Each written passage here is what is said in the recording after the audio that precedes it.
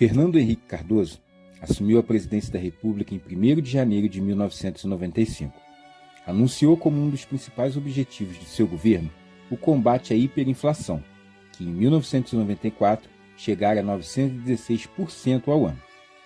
Administrando o Plano Real, a inflação caiu, já em 1995, para 22% ao ano e para 9,6% ao ano em 1996.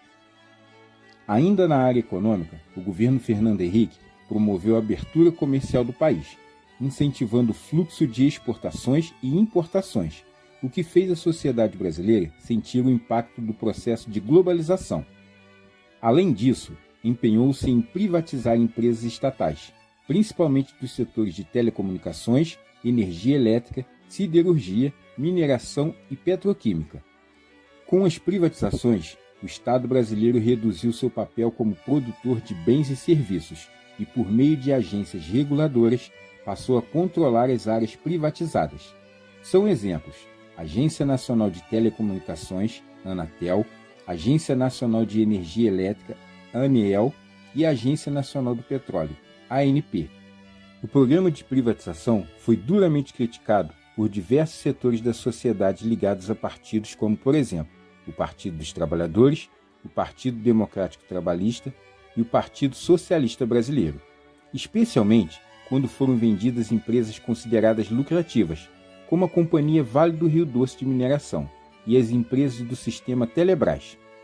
Questionava-se principalmente os preços fixados para a compra dessas empresas, considerados baixos, e a perda pelo Estado de setores econômicos apontados como estratégicos para o desenvolvimento do país.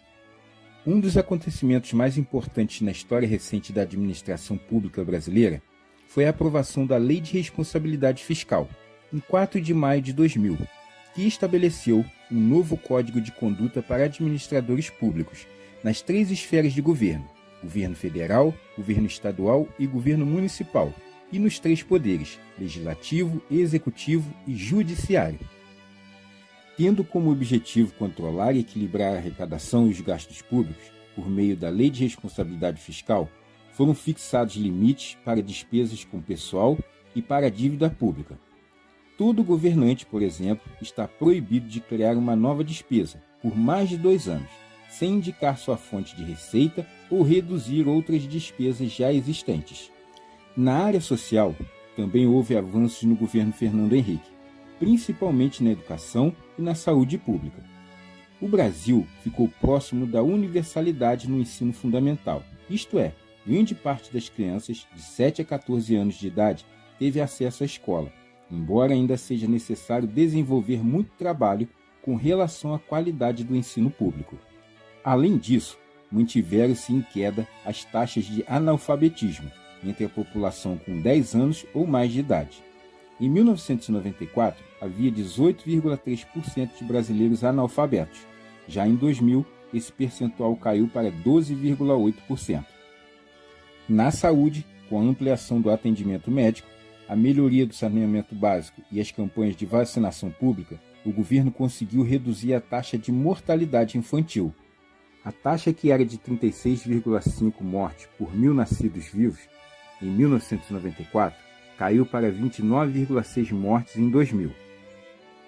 Em 1997, foi aprovada uma emenda à Constituição Federal, permitindo a reeleição para presidente da República, governadores de estados e prefeitos. Fernando Henrique Cardoso disputou nova eleição presidencial em 1998, tendo como principais adversários Luiz Inácio Lula da Silva e Ciro Gomes. Contando como triunfo de seu governo a queda da inflação, que trouxe estabilidade à economia, Fernando Henrique venceu as eleições no primeiro turno e tornou-se o primeiro presidente brasileiro reeleito em 2 mandatos consecutivos. Durante o segundo mandato, o governo Fernando Henrique Cardoso enfrentou uma série de dificuldades.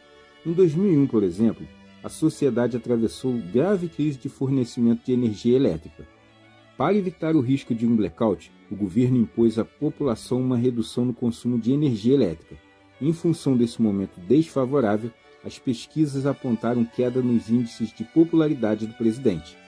Além disso, receios políticos e econômicos com a situação do país levaram à alta expressiva do dólar em relação ao real.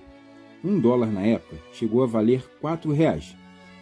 Essa situação foi acompanhada pelo retorno da pressão inflacionária e muitas empresas, reduzindo seus investimentos, passaram a demitir funcionários, o que contribuiu para elevar o índice de desemprego no país, o que acabou, ocasionalmente, elevando a impopularidade do governo Fernando Henrique Cardoso.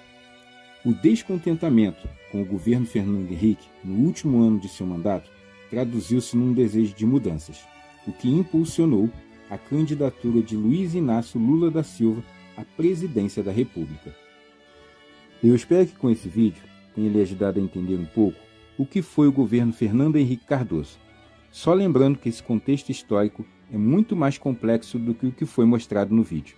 Muito obrigado por você ter assistido, um grande abraço e fique com Deus.